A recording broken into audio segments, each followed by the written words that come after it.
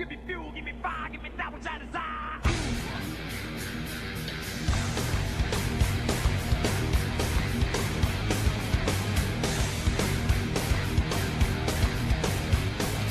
Don't Poke the Bear, Talking Pro Wrestling. It's SV Squared Circle with your hosts, Jeremy Cook and Joseph Capozzi here at the Sports Vision. That's right, we're here. Welcome to SV Squared Circle episode 5. Before we get into the show, we have a new co-host.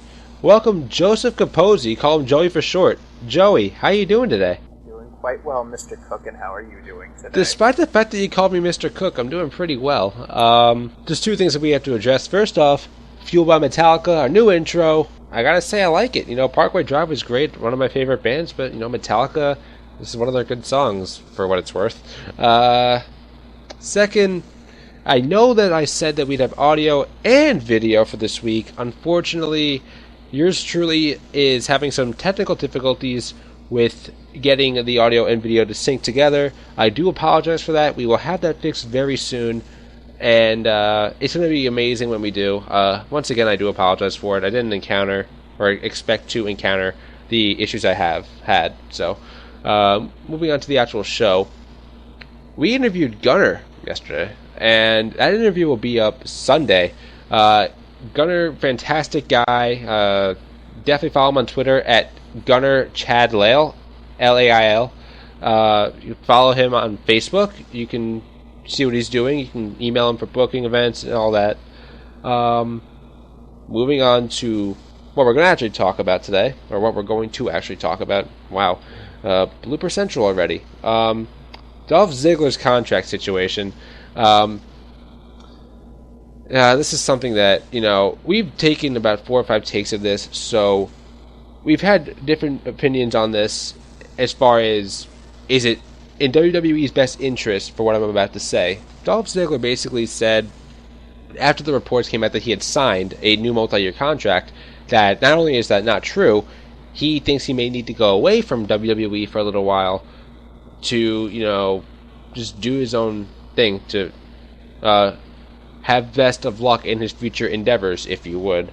But the question I posed to everybody, and of course to Joey, 1, can WWE afford to lose Ziggler? And 2, do you think Ziggler would actually leave? Your thoughts? Okay. Do I think that it's wise for them to let him go? No, I don't. Do I think they can afford to? Absolutely. There's nobody who can leave that company who they could not replace. John Cena? I mean, no, replaceable. Really? It'd take some work. It'd take a lot of good booking. But yeah, replaceable. Nobody is bigger than the WWE itself. Oh, you Triple H saying that now? Well, I was thinking best more for Vince, business. But yeah. I was thinking more Vince, but yeah. Do I think that it's wise for him, from his perspective, to leave for a little bit? Man, I don't know. The way that I look at it, I think that right now, if he hasn't signed again, then he's really playing hardball, and I think that's what he needs to do. Because WWE expects to... Sorry to cut you off, but WWE has said they expect to have him sign back.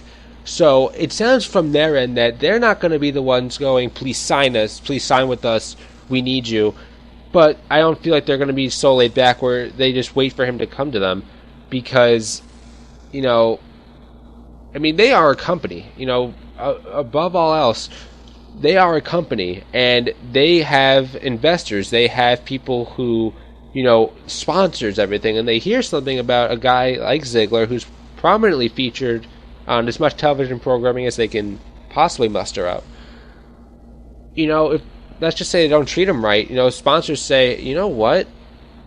That's not right. That you've been treating this guy blah blah blah. I'm paraphrasing, of course, but especially with this whole thing with Lana, while I tend to think that being with Lana every single week is a blessing because look at Lana. It's got to be killing Rusev. For those who don't know, Rusev and Lana are actually together off of the camera, so it's kind of funny when you think of it. He gets to hang out with Summer, so small blessings. Yeah, Two for the price of one. Anyway, it's going to be a great show. Once you get past that beat. Yep. I should have hit the gong there, because we brought the gong back, but we're not going to do that just yet. There's other moments that will definitely deserve it. But if Ziggler leaves, and I think of this in two respects, if Ziggler leaves, I think it hurts him. Because, as you're saying this, I actually sort of had a change of heart. Where WWE has a very, very, very good situation in the sense that their roster isn't the biggest, but it's probably the most talented roster they've had in quite some time.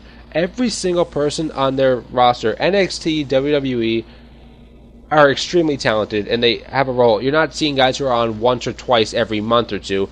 Most of the people you're seeing are on, whether it's Raw, Superstars, Main Event, NXT, SmackDown, for a reason. They do their role. You know, guys all the way from the bottom, like R-Truth, Heath Slater, you know, guys like Mark Henry, to the guys like the Rybacks, the Zigglers, the Ambrose, the Reigns, the Rollins, guys that they're sort of transitioning into the future. So Ziggler is in the middle of that because he's been there for a while, but he is, you know, as far as, you know, what he can do, he's definitely in the upper echelon of, I can still do this, you know I'm a main eventer, but you're not treating me like one. And if you haven't noticed the last few weeks on Raw, he has been featured in the segment before, or the two segments before the main event. 2 weeks ago, it's with Lana. He's facing, I believe it was Bo Dallas, and then the following week it's him facing Adam Rose in the segment before the main event. Now, Adam Rose and Bo Dallas, more along the lines of Adam Rose, you never see him in that spot just because, you know, it's just not what his character is meant for. Bo Dallas, you know, I'm still trying to figure out what they're going to do with him because he's being tossed around so much. But to see that happen with Ziggler, and they both got the upper hand on him in a little bit. They were 3-minute matches, not that long, but for a good 2 minutes of that 3-minute match, they were beating him up, and then, you know, he reverses, he does his thing. Are they basically sending him a message saying we can pull the plug anytime we want? Or are they saying, you know, just, I don't even know what they could possibly be saying with that, because if you're letting guys like Rose and Bo Dallas do anything like that to a guy like Ziggler, I don't know. I think that you might be right. I think that they might just be sending him a message saying kind of, you know, we know that you're a pretty big deal. We know that fans love you.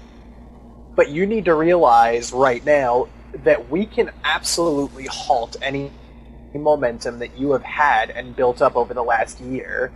And the fans won't turn on you completely, but they will never... You will lose so much credibility that you will basically be like, oh god, who's a good example? Damien Sandow. Sure, Damien Sandow. I mean, Macho Man now. Oh, why? Now I gotta hit the gong. Where is it? Here it is. Gong. I mean, really? We're not even 10 minutes into the show and the first gong. But, I mean, I could say, and this is my example, Cody Rhodes, before he became Stardust, and I hope he comes back, whenever he comes back as Cody Rhodes, when he was with Legacy going into, when he teamed up as Rhodes Scholars with Sandow, and Money in the Bank came up, you know, I was hoping Cody Rhodes would win because, you know, he had been working his way up. Everyone knew he has the talent. Everyone knew that he had the lineage. And the way they did it, and then to have Sandow lose the Money in the Bank contract match to Cena, like it buries both of them. And I feel like this is... it's just like, it's repeating itself, just not in the same way. The burying part is... you're getting put up against lesser and lesser talent, and by that I don't mean their ability, I'm saying their stature on storyline. So Rose in a storyline sense is a little bit further down the totem pole than a guy like Ziggler, who is a little further up the totem pole. A former world champion, former Money in the Bank ladder match winner, a perennial fan favorite next to a guy who just lost his entourage. I forget exactly what they're called. The Rosebuds. Exotic Express.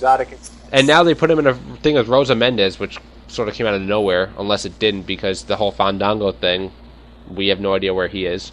But Somewhere. he is somewhere. He is somewhere. End of the thing for me with Ziggler. Is it wise to let him go? No. But as you have said, they can definitely do it. I do disagree with you where you say that Cena could leave the company and they would move on just because of how much Cena has done in and out of the ring, and I'm thinking more out of the ring. Oh, I don't necessarily feel like Cena... I feel like Cena leaving would be the biggest hit they could take, obviously, but they survived The Rock leaving, they survived Brock leaving, they survived Stone Cold leaving. But they all came the back, big though. names. With Cena... I'm not talking about the 15-time world champion Cena. I'm talking about the guy who's granted the most wishes in the Make-A-Wish Foundation. I'm talking about the guy who's up for the Humanitarian of the Year award. I'm talking about the guy who's scratching his microphone right now. But, You're talking about PR Man of the Year. I absolutely agree. I feel like he is quite possibly the brightest spotlight WWE has. Oh, he absolutely has to be. He's their face. He really is. There's really nobody who does the kind of PR work that he does. But there's going to be a guy who will step up and do that same kind of work, who will be in that same kind of role if they put him into it. And his name is Tamina Snuka. I don't know if Reigns is that guy. His name's what? Tamina Snuka. Go for it. I hit the gong already. So Roman Reigns, I feel, this goes back to WrestleMania this past year, and WWE, bravo on 2 years of botching the Royal Rumble, and what looked to be a botched main event until you corrected both of them. The most recent one, a cash-in during a match, which, by the way, completely threw me off, and I think apparently Vince was the one who pulled the trigger on that during the actual show. He said, yeah, we're doing this. Brilliant ending, brilliant finish. It doesn't weaken Lesnar. It doesn't weaken Reigns. It just makes Rollins look like the ultimate. Don't say it. Don't you say it. I won't say it because you're the biggest edge head I know. He's the ultimate opportunist. He's not. Don't worry. He's not the ultimate opportunist. He's an architect. He's not an opportunist because he has. Not only did he have the Money in the Bank briefcase, the architect did the first thing that he could have done with the briefcase during a match. Yeah, he really created a possible trend. This niche that hadn't really been done yet.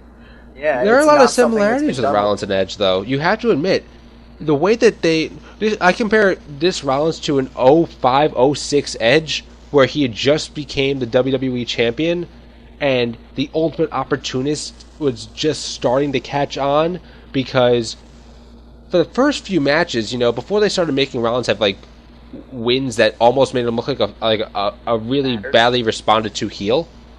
He's having J&J help him. He's having Kane help him. He's having Bray Wyatt in a sense help him.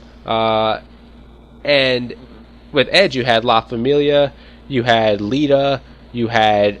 I can't really put Orton in that class because that was a tag team kind of thing, but you always had someone helping him. And Edge is, while he's your favorite, he's one of my favorite also. I see Rollins sort of, taking after him a little bit. I'm not just saying it because Edge sort of passed the torch over to Rollins, and then Rollins was like, I'm going to curb stomp your neck and gain the authority back. You must have loved that gimmick. That moment, it was one of the most torn moments I've ever had as a wrestling fan, because I loved the way they did it, but I was like, oh my god, Edge, no. I was like, there's no way this is going to happen. And then I'm like, wait, so Cena could have just ran into the ring the entire time and stopped them? Because Rollins needed to bounce off the ropes, okay? He's got to get that little extra... Yeah, get that momentum going. Otherwise, the curb stomp's nowhere near as effective. It's nowhere near as effective now because it's banned. I was supposed to hit the gong there. Wow. Anyway. Before we move on to our next topic here, go to our site. If you're watching this right now on YouTube, it's thesportsvision.co. We have a lot of content on there, such as Total Bus Thursdays, which is from Matt Napolitano. Hilarious guy. You're going to love its segments. Sports You Should Know, Brian Cadena. Just everything you don't know about sports and even things you don't know existed within sports. It's great reads all around. Look at our previous episodes. Our interview with Gunnar will be up by the time you either see this or the day after. I'll post a link. And yeah, just show us some love. Going back to Raw, there's not really much to say as far as anything that popped out except for last week's Raw, since we didn't really do a show. I'm just going to say this. This is the night where Noble broke 3 of his ribs with the whole Lesnar thing. I could not stand that entire end segment, because here's where I'm coming from on this. Brock Lesnar has been on an absolute tear since beating The Undertaker and ending the undefeated streak at WrestleMania. That's a very sacred thing. That's something that will never be replicated, because you're never going to build up a streak like that again, because you can't. It'll diminish the Undertaker streak. The fans will never accept somebody else just starting an undefeated streak like that. Right. Once you get to like 6 or 7, the fans are just going to turn on that person regardless. Right. And then you have him destroy Cena. Absolutely destroy Cena at SummerSlam, which I thought was brilliant. When I was watching it, I was kind of in shock, because I didn't know they were capable of doing this with Cena as the proverbial lamb. And, he has the title, he doesn't lose it, but he loses it by technicality. You build him up, you suspend him. I put air quotes there since we don't have the video yet. Once again, yeah, I know I done goofed. But you bring him back. This is a guy who beat John Cena and I was about to say Jamie Noble. John Cena and Seth Rollins in a triple threat match at the Royal Rumble with J&J at ringside. Yeah. And you're going to tell me that he can't overcome the team of Seth Rollins, Kane, and Joey Mercury. You didn't keep him strong. He kept getting up from finishers. That's whatever. Roman Reigns did the same thing this past Monday. What are you going to do with Lesnar? Because you can't weaken him. It would take away all the credibility you have as a company by saying, yeah, we gave him the streak, and now we're taking everything else away. But we're going to give him the title.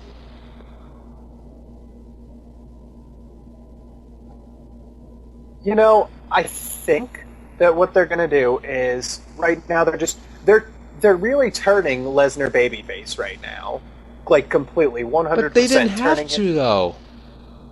No, they didn't, but you have to look at the way that WWE does things. I'm not saying it's smart, I'm not saying it's the right way. Is this Vince Russo? Maybe. I mean, he was secretly working for TNA. Why isn't he couldn't he secretly be working for WWE? He offered to work for them for free, and they said no. Smoke screens everywhere. Smoke screens everywhere. Vince Russo can't melt steel beams. WWE is actually Global Force Wrestling. Spoilers, guys. I know. We're great on this show. But the way that I'm looking at it, they feel like they have to really clarify that Lesnar is the babyface here. He is not going into this match as the heavy favorite from, if it were a legitimate sport, the betting odds. He's going to need to have everything stacked against him, and that's the way that WWE has always booked. In the last several years, anyway, their babyface is going in. But they still have betting odds. Remember Money in the Bank? The favorite was Roman Reigns, and Sheamus comes away with it, which also threw me off guard. But first off, I'm going to get this out of the way. I don't see any way Lesnar loses at Battleground. And with what you're saying about being the fan favorite, with Rollins being the top... I hate saying the top heel in the company, because I still think Bray Wyatt is the top heel in the company. But... Or actually, I could say the Authority, or Triple H and Stephanie, because they're both just absolutely amazing. But at the same time,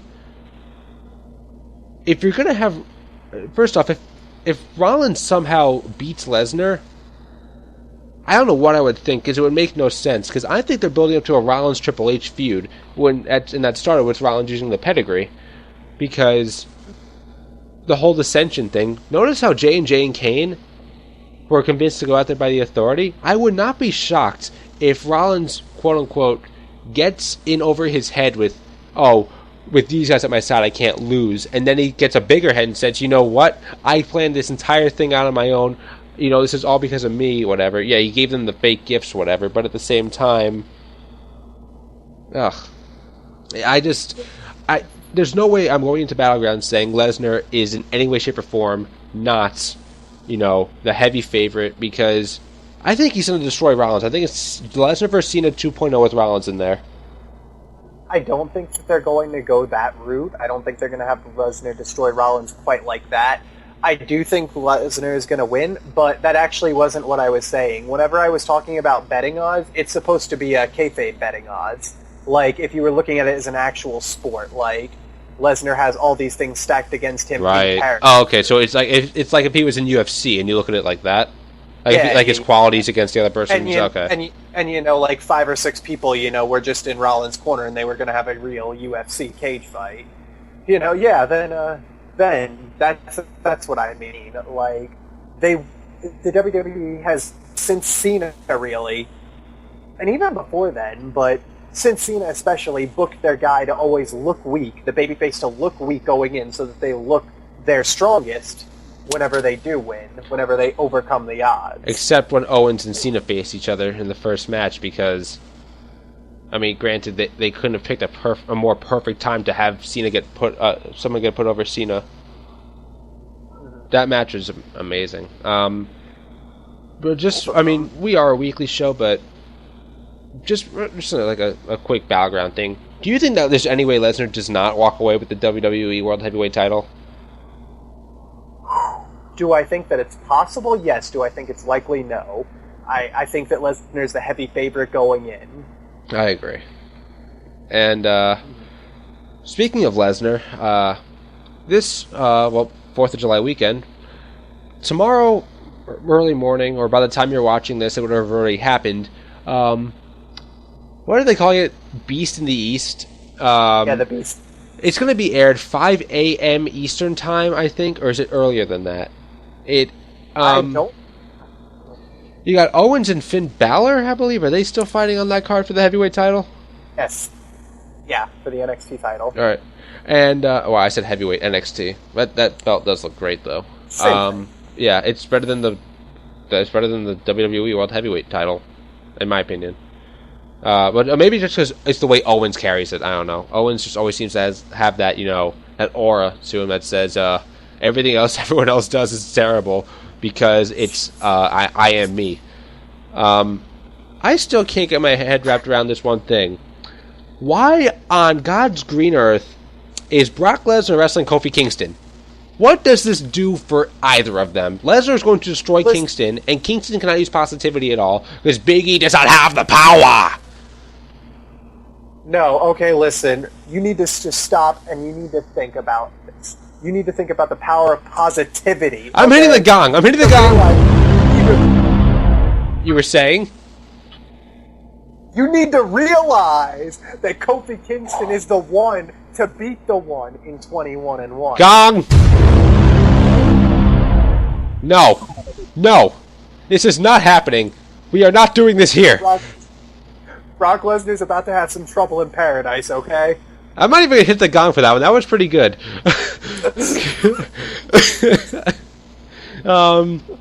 In all seriousness, though, I think they put on a decent match because of Kofi's athletic ability and the New Day being at ringside.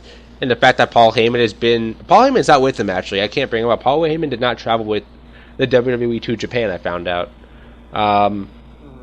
Last time we saw Brock Lesnar in Japan, I believe it was for the IWGP title against Kurt Angle way back in, I want to say, 2005, when Kurt Angle ultimately beat him. Now, I don't know what you're doing there in the background, and I hear that noise, but that might actually be me. No, that's you. This is going to be a great duo. Everyone listening, when we get the video working, it's going to be priceless. You're going to laugh so hard. But I think this is more promotional because when you look at what Kofi Kingston does, he's one of the, if not the most vertically athletic person they have. Maybe Neville, like I said, Neville maybe, Kalisto maybe, but the things that Kofi Kingston can do as far as his balance, as far as his agility, I mean, we didn't see it at Money in the Bank for some reason, but the dude's incredible. He really is. I think Kofi, he could have been a really big deal at this point. Obviously, it's unless like some miracle just comes out of the sky and hits Kofi Kingston square in the face, nothing's going to come of his career. That might be a ladder, actually. Not ladder that did that.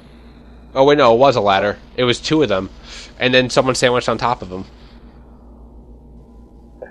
But if Kofi, he's one of their most athletic, right? You're right. He's Shelton one of their Benjamin most 2.0 in athletic- my opinion. I don't know if I would go that far because I think Shelton Benjamin was actually far more talented. I think that his style was much more engaging, whereas Kofi's feels flashy, but it feels. Do you understand what I mean when I say that his style feels very light? Yeah, it's very well, Shelton Benjamin also had the wrestling background. He was roommates with Brock Lesnar. They both were amateur wrestlers in college, so they both have that mat background. So, and Shelton Benjamin isn't like Kofi. Kofi's a little skinnier than most wrestlers his size. Shelton Benjamin had a lot of muscle on him. Yeah, Kofi's about 20 pounds lighter, maybe even a little more than Shelton Benjamin was. I meant more in the sense that they do the same thing. Like Money in the Bank, Shelton Benjamin was always the one taking the big hit. He was always the one, doing that crazy athletic thing. Kofi Kingston did that in every Royal Rumble. Up Except until for the first one, that was Jomo. Why? That first one. Why? I miss Morrison. I do too. He needs to come back. That dude is just some other type of athletic. I'm happy for him. I know that he loves the Lucha Underground stuff that he's doing, but I'd really like to see him back. Yeah. Yeah, it's just one of those things. We're going to tie this back because this is all about, him, Kofi Kingston facing Lesnar. We just named two guys who are very similar, but on a much higher level. I mean, John Morrison, I put him, when he was with WWE, I put him at the highest echelon of wrestling talent because there's nothing he couldn't do. You look back at, I think, his feud with Ziggler in 2010. That was a great feud. Going back a subject. It was amazing. It's like I remember they had matches for like 2 straight months every SmackDown, and it was can't miss television. It was fantastic. It was just... It made SmackDown can't miss television. For the IC title, and it was just amazing. Absolutely. And now going back to the Beast in the East, I like the name, not really. Actually, I don't like it at all. But I do. I do. They could have called it the Rising Sun or something like catchy. Beast in the East. I wonder who they're referring to. Is it Brock Lesnar? But you're right. It's definitely a promotional thing more than it is anything else. Right. Kofi Kingston's job is to just go in there. He's to be a bump dummy, and Lesnar's to be on the card so that everybody watches and the arena fills up. Now, going on from Beast in the East from Lesnar and Kofi, by the way, I'm assuming Lesnar's going to absolutely over-the-top destroy everyone in New Day in that match at some point. That's just what I think is going to happen. The one to beat the one in 21-1. Not already, actually, no one has actually... Lesnar, and I just realized this, and if this isn't true, I'm going to sound like an idiot. Since Lesnar has ended the streak, he has not been pinned or forced to tap out, I believe. No, he is not. He himself, he may have lost his title in the triple threat match, but he himself has never been the catalyst for a pinfall or a submission. He has never been on the losing end of that. Right. Moving on to the other match that I think we should talk about a little bit at large, I should say. Finn Balor and Kevin Owens for the NXT Championship. I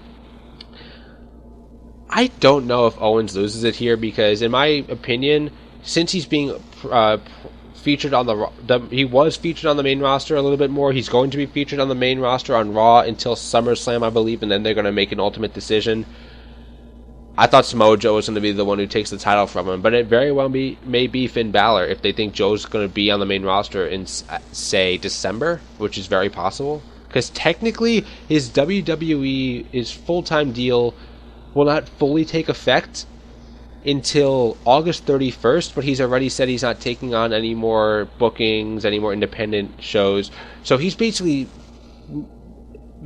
self-imposed that contract's effect now. He's committed to it. Right, and I could have said that in a lot fewer words. This is why I have a co-host, people, and a damn funny one.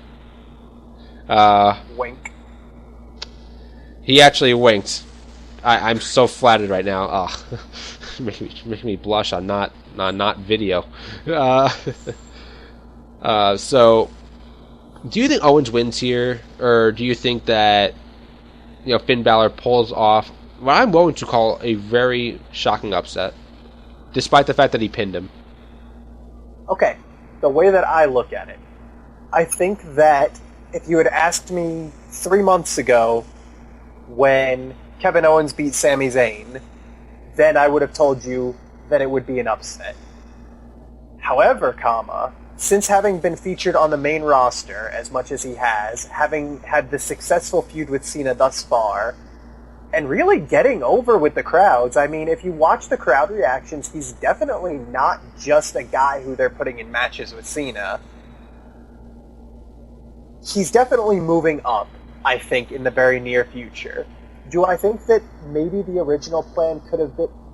Whenever Samoa Joe came in, I thought that they were going to make it a triple threat match so that Joe could win the belt. I thought it was going to be a singles match. Balor was going to get his match earlier than expected. I thought the match we'd be seeing in Japan tomorrow is Joe versus Owens, but the end result was pretty much what you're saying. That's what I thought was going to happen initially, and then that didn't come to fruition. So I think that what's going to happen is Finn Balor is definitely going to win at NXT or at Beast in the East. You really think he's going to win it? I think 100%, because I also think that he has the Japanese crowd. They will get that feel-good moment from Finn Balor winning the title, from where he was performing in Japan for so long. I never even thought about that. That is a very good point, and I wasn't even fully aware of that. Yeah, it's just like Shawn Michaels when he won when he didn't win, but he had I can't remember what show it was. It might have just been a really big Raw, but there was a show in San Antonio where he had a match with Triple H for the WWE title, and they really relied on him to fill that show up. Was that the one where he ends up winning it, but when he was pinning Triple H, both of their shoulders were on the mat at the same time, so Bischoff comes in and gives it to Triple H, saying, everyone starts cheering, but the bell never rang, and then he comes in and saying it's a draw, so still champion. Yeah, he super kicked Triple H and then fell over and draped the cover, and both of their shoulders were on the mat. But that's basically what I think is going to happen. But there's the very real possibility that the hometown curse kicks in and Finn Balor just gets his ass kicked. Because the way I think about it is, you were saying earlier how you build up the face, or you make the face look weak, so he ultimately wins.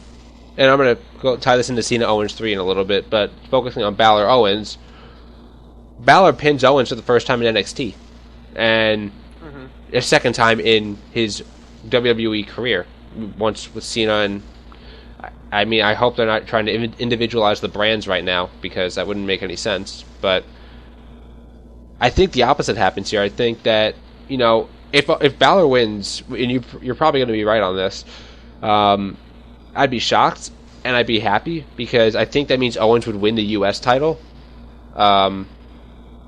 Because the way I'm going to tie in the Cena Owens feud.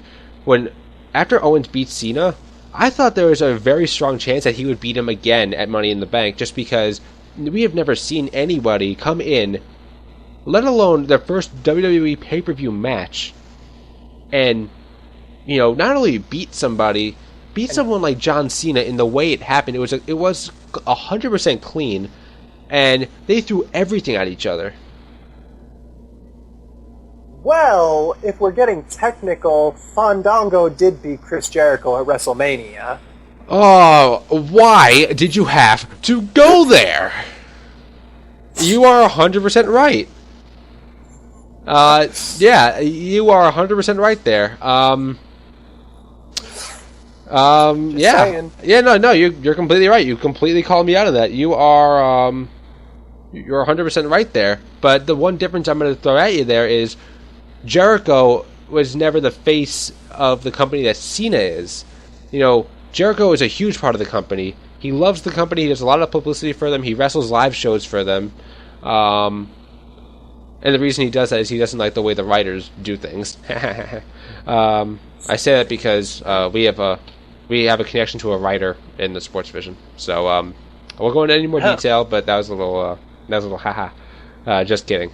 But anyway, the whole idea of Owens beating Cena and winning the best of three, the wrestling best of three, is something that I think they may really consider doing, because the U.S. title looks so strong here. It looks so incredibly strong. Not just because Cena defends it every week, but because he's losing it in what could be... I don't think it's going to be better than Owens Cena 2. I said the same thing about 2 when I referred to 1, but I don't know. Maybe they have something that we haven't even thought of yet. Maybe they completely blow our minds and take... Maybe John Cena sells the pop-up powerbomb by exploding. That could very well happen, and he'll be back in 2 weeks after that.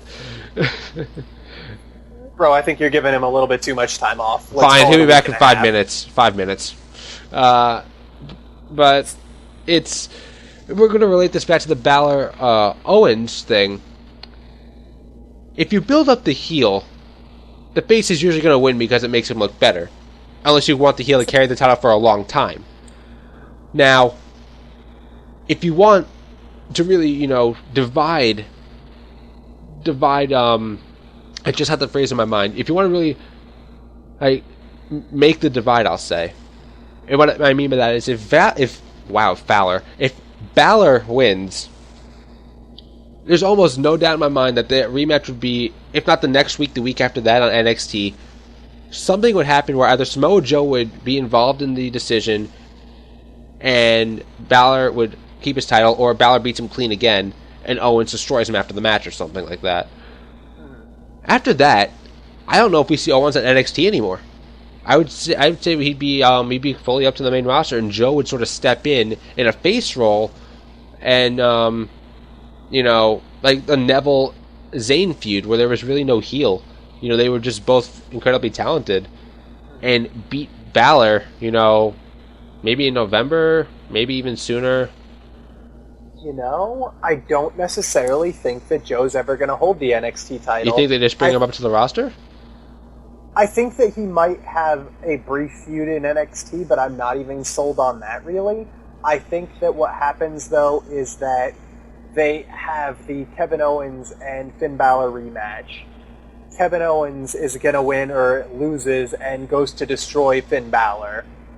And then Samoa Joe comes out, and then they actually continue the feud on the main roster for the U.S. title post SummerSlam. If you can see the face I'm making, I can't describe it, but I 100,000% love that idea. As I'm a big Samoa Joe fan, I didn't know a lot about Kevin Owens or Kevin Steen coming into WWE, and after seeing him on NXT, I fell in love with the guy, and, seeing him in his matches with Cena, the two of them put on instant classics. Since Kevin Owens has showed up, since he's popped on the scene, he's disappointed. He popped up on the scene. I got you.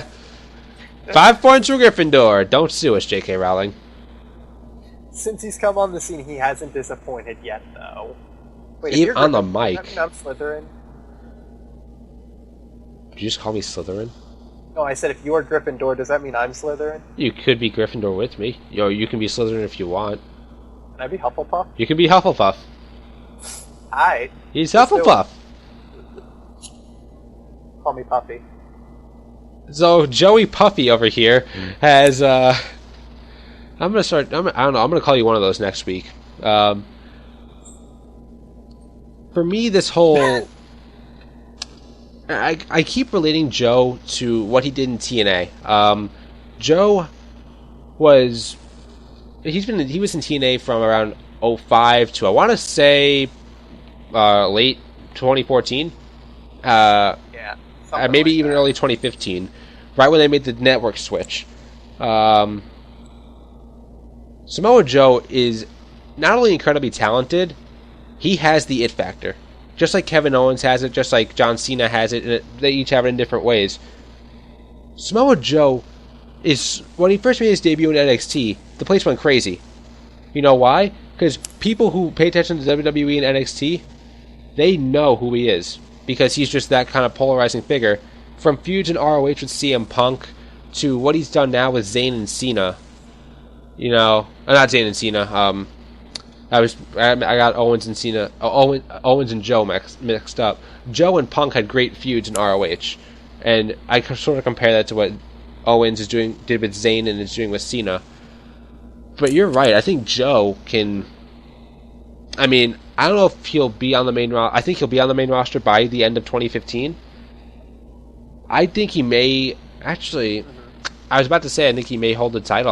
I think you're right again. I don't think there's going to be enough time for him to hold the title while Balor, gets a legitimized, run at, showing hey. Yeah, I don't think that there's any. I'm sorry. No. That was actually the end of what I was saying. I don't think that there's any benefit to putting the belt or pulling the belt off Finn Balor and putting it on the Samoa Joe. Finn Balor, when he debuted, the crowd went crazy because his entrance was just so amazing. That match that he had with Hideo versus Ascension Can we call him was Kenta? Just a great match, and he really stole that. Whenever Hideo came in, Kenta. it looked like he was really... Whenever Hideo Itami Ultimate Opportunist. came in, whenever he came in, it looked like he was going to be the biggest deal of their new signings. Hulk Hogan went to Japan and signed him as Kenta, and he came in and it was just a big deal. He was going to have his opening match versus Ascension. He had his buddy Finn Balor there to back him up, and then injured. And then it's really like Finn Balor just stole that spotlight off of him, in my opinion. In that match, it was just like all of a sudden Finn Balor was just this star in NXT like that.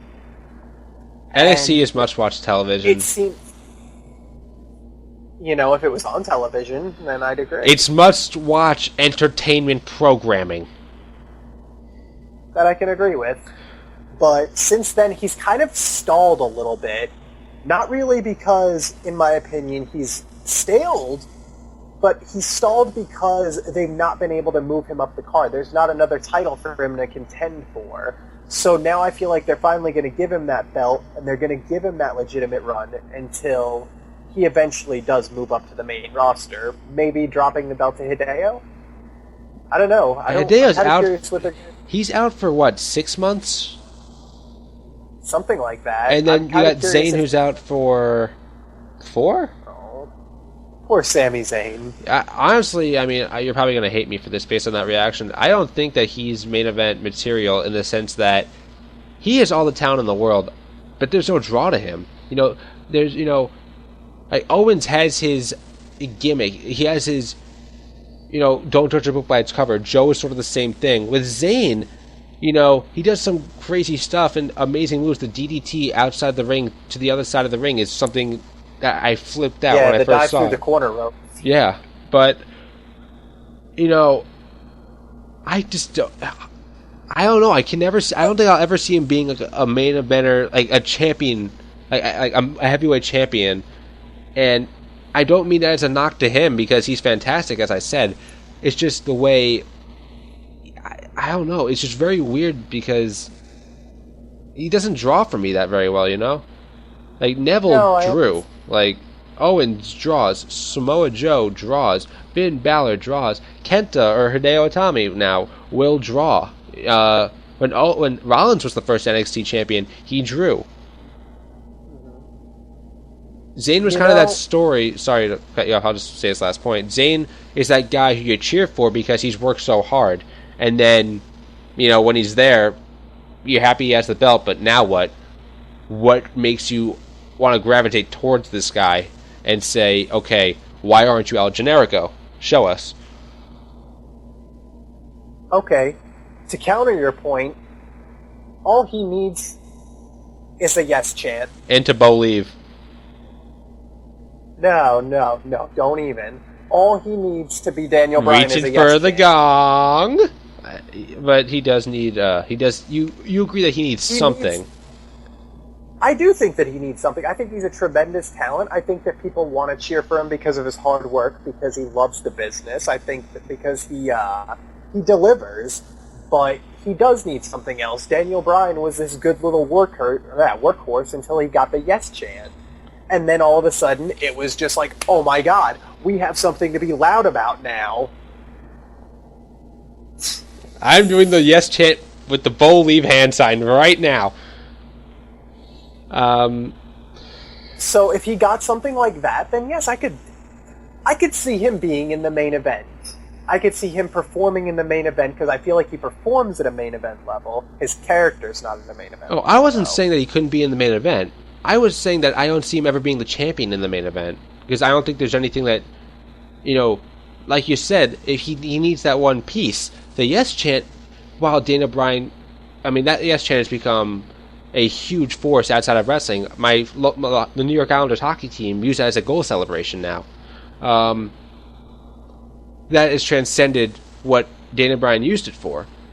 But I think that was more of a, this really just sort of happened naturally kind of thing, and they stuck with it because they... Oh, yeah. But it's so hard to hit with that again because with Zayn, you already have that pop. How can you get that pop to be even bigger? Because with Daniel Bryan, I think he was with Kane at the time when he was doing no, and the fans kept doing yes, and then he finally embraced it when he was being very slowly eased into the underdog B+ player role. No, the yes chant actually started whenever he won the world or cashed in Money in the Bank to win the World Heavyweight title from Big Show. Really? And he turned heel and he ran back up the ramp with the World Heavyweight title, screaming yes. And it really caught on and kind of transcended just being this cocky thing to being this thing the fans got along with. Whenever the 17-second match with Sheamus. Yeah, because the crowd just was like, no, we didn't. We would have been okay with Sheamus winning the title, just not in 18 wanted seconds. To see a full match, right? Or 17 seconds, whatever it was. We wanted to see a full match, you guys, and from there, yeah, he definitely he did the no's whenever they were trying to do the yeses, and then eventually just kind of caved in. Because then they did the yes chant. Oh, I'm not trying to say that it didn't. I was wrong where I said it started then, but what I'm trying to say is it didn't catch on as a. I'm not trying to say it's a phenomenon, but as more than Daniel Bryan, than when the Authority thing started. Because then, even when I don't know if it's. I don't know. Really? I don't know if it's more than Daniel Bryan in WWE. It's definitely grown to things outside of there. But don't you remember whenever Bryan lost the title and they tried to put Big Show into the WWE Championship picture? That was how they tried to get him over. After that was with the yes chants. Oh, and yeah. it just didn't work. The That's crowd right. just didn't care. They were just like, we don't care about you. You're not Daniel Bryan. Get out. You're no real Daniel Bryan. You're no real Super Sand. But that's exactly what I'm saying, though. I agree with you completely. It's something that needs to happen organically to really catapult Sami Zayn to that next level. It's not like he can just start doing some random chant and catch on. It's got to be something that the crowd likes. It's got to be something that... It's kind of like a lightning bolt. It has to be natural. Yeah, it's got to come out completely unexpectedly.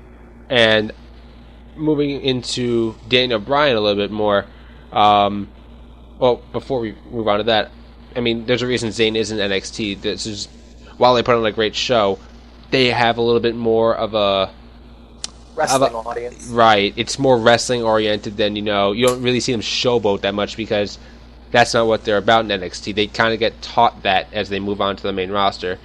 Daniel Bryan, as we all know, is out. Has a concussion-related issue, or it stems from that. Brie Bella has recently come out and said that she thinks that he will return to the ring, and one little tidbit from that whole quote, "It cannot end like this," end quote. Now, like I said, we have had about 6 or 7 tries at this before, recording issues, but each time I've said the same thing, in that, should he return from the fan base wrestling perspective, as far as what they want, what the business wants, yeah, he should definitely return. Should he return for the sake of his livelihood and his health? I'm going to say no, and I'm going to get flack for that. But the fact of the matter is, we talked a little bit about his injury history. Well, you pointed out that it's really started the last few years, or year and a half, 2 years. 2 major injuries, basically back to back. It does its damage, I mean, remember when Cena was like, I won't say Super Cena because that means something else, but he tore his pectoral muscle. He was out for 6 months. Then he came back, and I think a year or 2 later, he herniated his disc. And now you see the effects of that because he can't fully turn his neck when he's in a promo. He always has to turn his upper body. I'm not saying you're going to see something like that, but with the temporary fix that Bryan had on his nerve issue,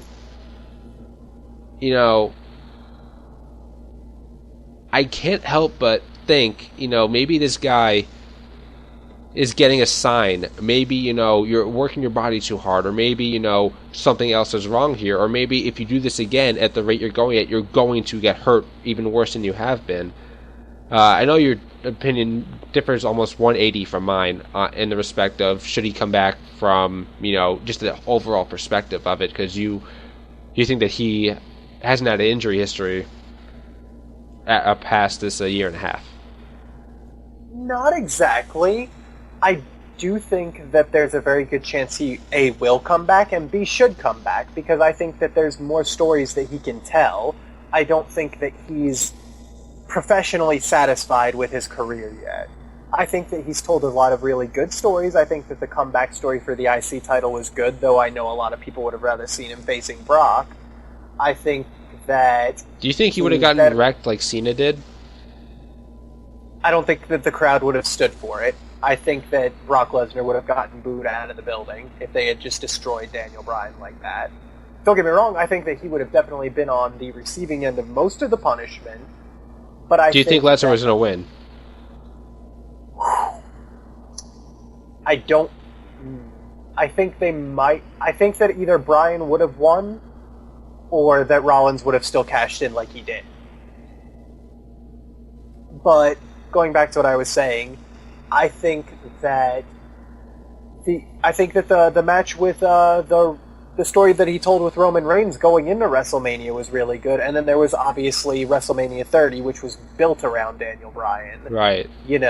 I think those were all really good stories that they told, but I don't think that his career is done yet. I don't think that it should be done yet. But I do think he should take as much time off as he needs to fully recover. As much as a wrestler ever does fully recover. I think that he should get his nerve issues completely tended to. That would be another year and a half to 2 years on the bench. You know what? It's okay. They can handle having him out for a year and a half or 2 years. But will his importance diminish because they still have him on Tough Enough?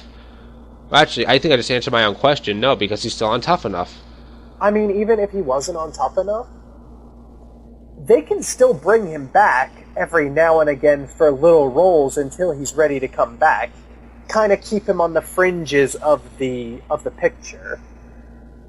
And even if they don't, I don't think that the fans are going to forget who Daniel Bryan is after a year and a half or 2 years. He's been too big a deal in recent history. Right.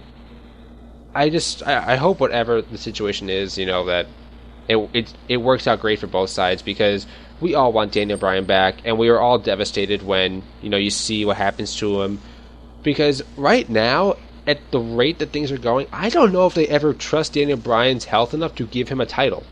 I mean, this has happened twice now. He won the WWE title, and then gets hurt almost immediately after. He wins the Intercontinental title, and gets hurt almost immediately after.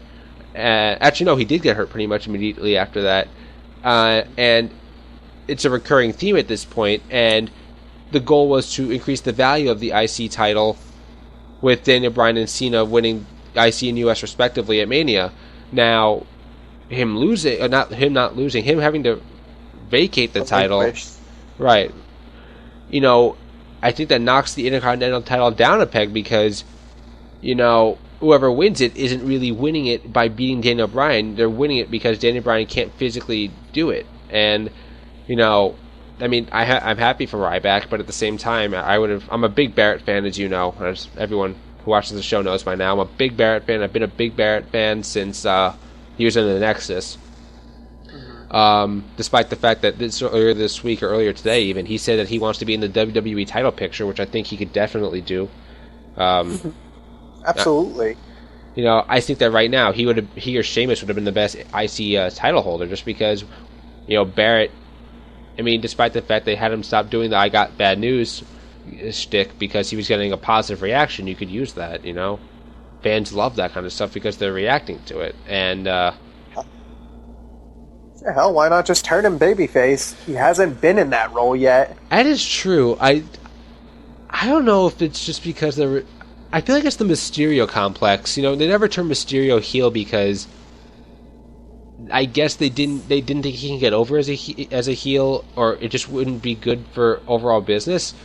I don't know if they have Barrett. I thought for a little while they were going to bring him back as a babyface when he came back from injury because they were amping him up that way, and then they change it after the first week because he came back as a face when he returned, and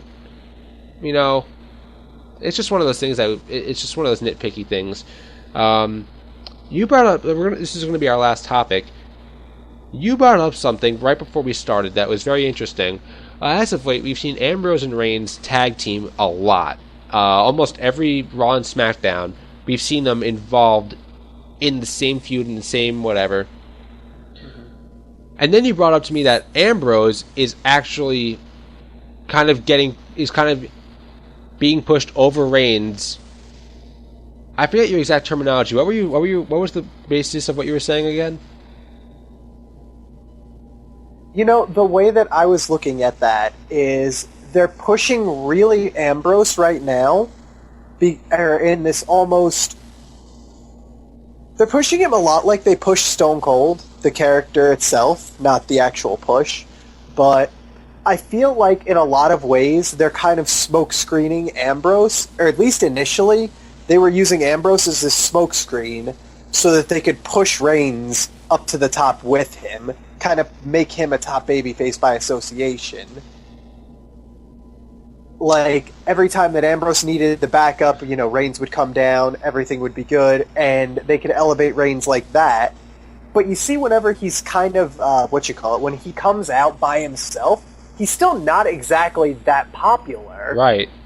He's still getting, I'd say his reactions are less mixed than they were going into Mania, but they're still definitely mixed. They're not overwhelming cheers like Ambrose gets. Well, the thing with Ambrose is, I can't explain why the fans love him so much. I'm a big fan of Ambrose. The guy can wrestle. Because he's amazing. He's great on the mic. He's great in the ring. He plays his gimmick so well. He sells an injury better than almost anybody I've ever seen. Maybe right below Shawn Michaels, maybe a little bit above Shawn Michaels. But the guy makes you legitimately believe. At WrestleMania, when he went through that ladder, I'm sitting there saying, okay, is he dead? Yeah, he landed right on his ear. Is he okay? It was, and it was a complete sell, and it's just, it's just one of those things you find. It's not even a diamond in the rough because Ambrose he has the body, he has the style, he's on the mic, he's fantastic. I feel like they forced Reigns down people's throats so much going into Mania that it, like you said, it trickled down to the point where it's getting less and less, but at the same time, it's still there because they're they're going to still try to make him champion or whatever. With Ambrose, it's is this guy going to be Dolph Ziggler 2.0 where you keep teasing us with a title and you never give it to him? Because I think Ambrose is going to get the title. I don't think it's this year. I think he actually wins next year's Rumble and wins the title at Mania. That's just my opinion because, there's no one else in the company right now I'm really putting that much faith in. And Ambrose he is quite frankly your hottest commodity right now. I very much agree with what you're saying. I don't think Ambrose is going to win the title in 2015. I think 2016, by the end of the year, he will be champion. What I think about Reigns, though, is I think that it could be really smart for them to keep this push up for a little bit longer, maybe up until SummerSlam, and then have him turn heel. That would be interesting. because there's been talk about how there's kind of a drought in the top heel spots, and especially with Rollins potentially turning babyface. Right. But I think that you can really play up to wrestling fans' short attention span, quote unquote. Except for our fans. Yes, of course. Everybody who's listening to this is just excellent and has great memories and excellent taste in hair. They can sense your sarcasm, Joey Puffy. I'm not being sarcastic, okay? Okay. Jer Bear. That hurt, man. As I was saying, if they took advantage of that and turned him heel for a year, and then turned him back babyface, I think that the resentment that the fans felt would actually probably be gone. Because at this point, you pushed him to the top not as your top babyface being forced down everybody's throats. Now you've pushed him to the top as your top heel, who's just looking down on everybody, who's just tearing ass through everybody now. And, you know, he can tear ass through everybody. You just love saying that phrase, don't you? It's a good phrase. It is a good phrase. It's what I'd use to describe Lesnar, too. Because, I mean, you look at his match with Lesnar, you look at his match with Bryan, you look at all of his matches, really, since he's come back. You know, he's gotten a much stiffer style, and he's really come into his own in the ring a lot. I think they're also kind of controlling him in that respect, because, I'm going to use Raw as an example. I'm going to relate it back to when the Shield broke up. You'll notice, if you look back at the video when that happened, and, well, we're over an hour, but if you're watching with us, thanks, and hopefully you've been enjoying the content. When Rollins broke up the Shield, you'll notice he hit Reigns with the chair twice. The first time was when was the first chair shot, and everyone reacted, blah blah blah, and Reigns went down. It was like just like a monster shot, and then he's hitting Ambrose with the chair like 20 times, which I'm sitting, and then he comes over, hits Reigns one more time, and then Orton comes in and destroys Reigns, which made no sense because I'm like, okay, so the bigger guy is gonna get hit like 2 out of the 25 times you're using that chair, and he's down, and Ambrose is still moving. Fast forward to Monday night, they hit him with a choke slam. Actually, they hit him with 2 choke slams. They hit him with a pedigree. Actually, no, they hit him with 2 pedigrees. Actually, they choke slam onto a table. Sister Abigail outside the ring. And then, like, the Bray Wyatt, like, bookend choke slam, whatever it is, outside onto the table. And he was still moving and getting up. That's just what Reigns and Ambrose do, man. Yeah, Ambrose, you expect it, because he's just... I mean, like, after the ladder match, the dude just does not die. Just bury him in ladders. No, it's okay, guys. I took a 5-minute nap. Everything's good now. You want to bury me, do you? Not today. And not under these ladders. But, I mean, you look at Reigns, and he's the only man to have kicked out of the running knee. He kicked out of, what was it, 2 or 3? I think it was 3 F5s that he kicked out of at WrestleMania, wasn't it? It was either 2 or 3. I remember the last one was, like, they were both just out cold, then Rollins ran out of the ring. Yeah, I can't remember. I feel like it was 3 F5s, and if he kicked out of 3 F5s, that's what it took to take The Undertaker down, so... That's very... I really hope there isn't an intentional, relation between those two. I mean, that's kind of what I would figure WWE is going for. It took 3 F5s to take Undertaker down, but Reigns isn't going to stay down for 3 guys. That's true. We're not getting canceled. So we're going to end it there. Thank you guys so much for tuning in. We'll be back next week, same time. Like I said throughout the show, thank you guys so much for the support. It means a lot to us. Without you guys, obviously, we're not doing this. Our Gunner interview will be up on Sunday latest. Saturday, right around the time this is posted, earliest. Until next week, I'm Jeremy Cook. Joey D. And, wow. And this has been SB Squared Circle.